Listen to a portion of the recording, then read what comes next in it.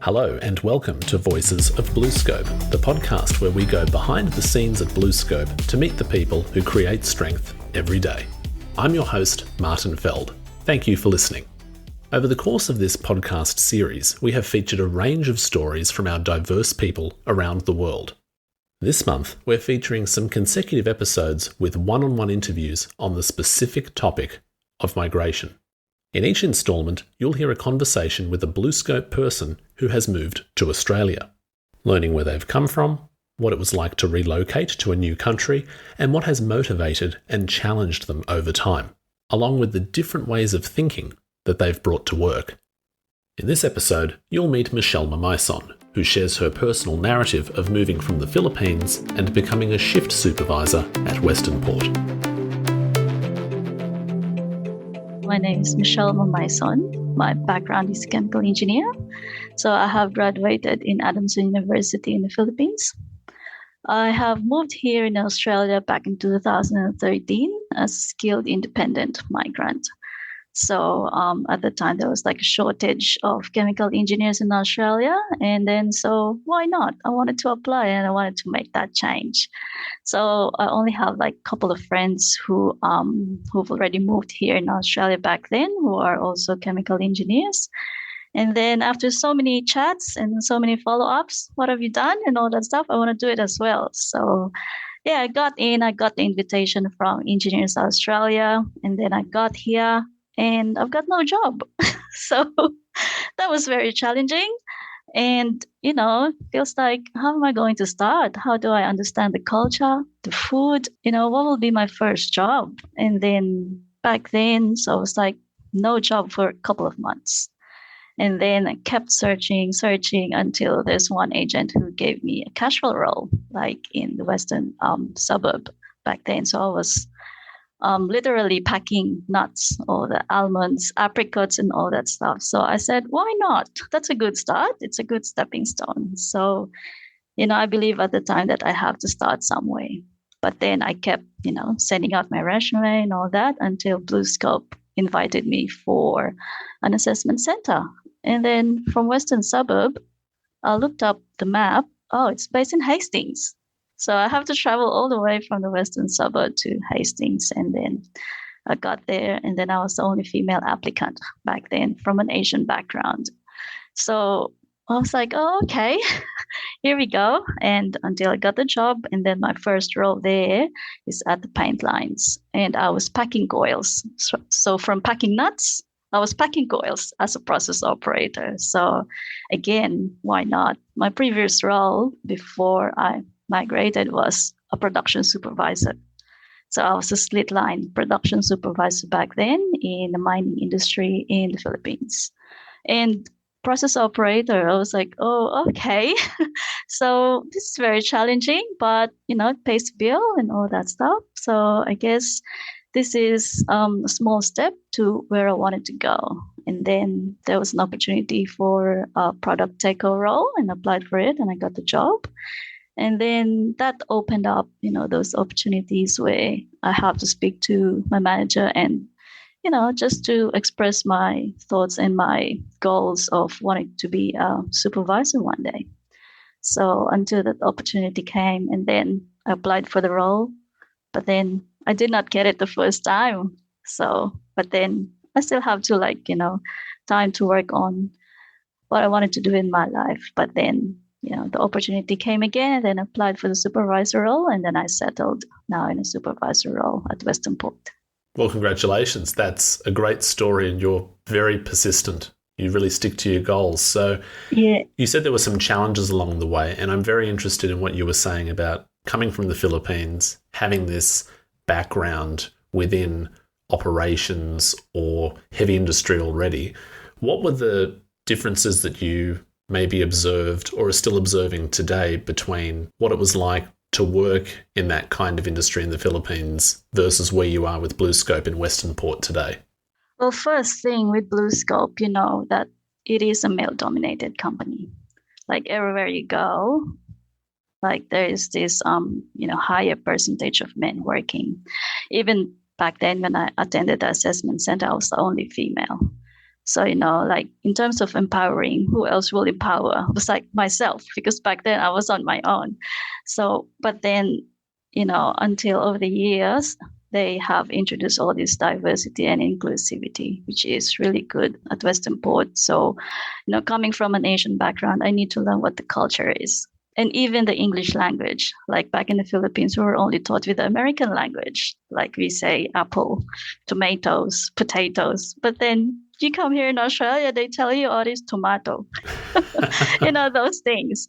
So I have to learn the English or the Australian accent and all that stuff. But, starting from, being an operator, I was very shy as well. It was like I couldn't speak very comfortable because I need to make sure that whatever I say, they will understand in an Australian accent. But then now you can't stop me from talking. So, over the years, they did help me to build that confidence. And of course, I did have a few mentors at work as well. So they did help me build, my career and, try to expose to other departments as well. And the more you get to expose, or they did help me expose to other departments and talk to different people, different levels of people. So that built that confidence over time. So, those were the challenges. You make an excellent point or reference to the growing diversity in the industry. You spoke about men and women, but then there's also cultural diversity. There's more inclusion of different ideas. When you think about your background in the Philippines, are there any ways of thinking culturally or from the industry that you were in that you think that you've brought or have given you an advantage in your career? Mm-hmm. I think having that previous experience of working in the operations or in the production for like over 10 years in the Philippines, working with men and working in the production setup, that is something that I really don't have to adjust with. So I was like very comfortable working in that operational setup. And that's my, not saying a comfort zone, but that's where I tend to challenge myself. For me, working in an industry like BlueScope, it's a no biggie for me. So it's more on, getting the right person, getting the right mentors. I really had good managers and supervisors back then who did help me to where I am now. What can you tell me about what happens in a supervisor role such as yours? What happens for you day to day? Yeah, so I work on a 14-shift roster. So it's a rolling 14-shift pattern. So we do have like 2 days and 2 nights, 3 days and 2 nights, and 2 days and 3 nights.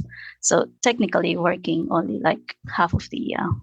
Yeah, I have a good bunch of operators with me. I have the most number at this stage. I have 19 people. So it's a mix of men and women, of course, different age as well. And then when they find out that, I have a female supervisor, and then, like everywhere you look, it's like mostly men. And, that adds a feather to my cap as well, because I'm the first female supervisor at Western Port. So, I was very pleased with that. And I'm proud to say that, coming from an Asian background, you have to challenge the norm. Yep, it's been accepted even before that, mostly men. But then now it's more of like, there's a female supervisor from an Asian background. So that is really good. So to be coming from a different culture and introducing like, okay, what are we going to do? What am I going to introduce here in this production setup? Yeah, it was really quite challenging. But then, like at Western Port, we all have this foundation to where we need to start. So that's my support or my foundation to where I am. And also now that we have introduced diversity in the company, so it's more of like now they understand where I'm coming from. So that helps as well. And you've mentioned challenges along the way.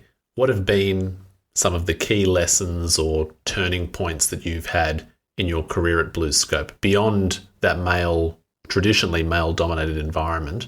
What other things have you learned? I have learned that you don't have to settle, like, let's say, in one role. Try to open up and get out of your bubble. I'm a chemical engineering background, but I am now working in the warehouse or the material flow.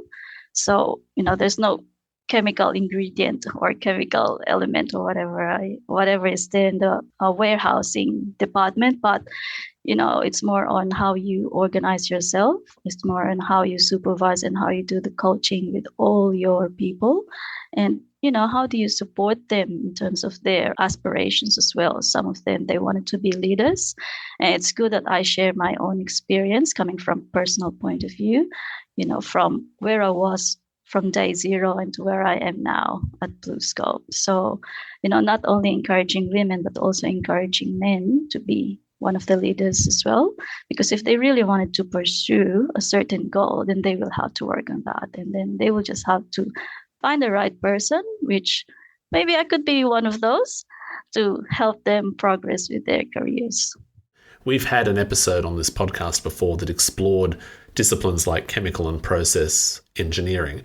But I'd like to hear from you, and I think listeners maybe who haven't heard that might like to learn a bit more. What can you tell us about your experience in chemical engineering, what it's all about, and what you enjoyed about it? Mm-hmm. So in my early years of my career, I started as a chemical analyst. So I work in the laboratory.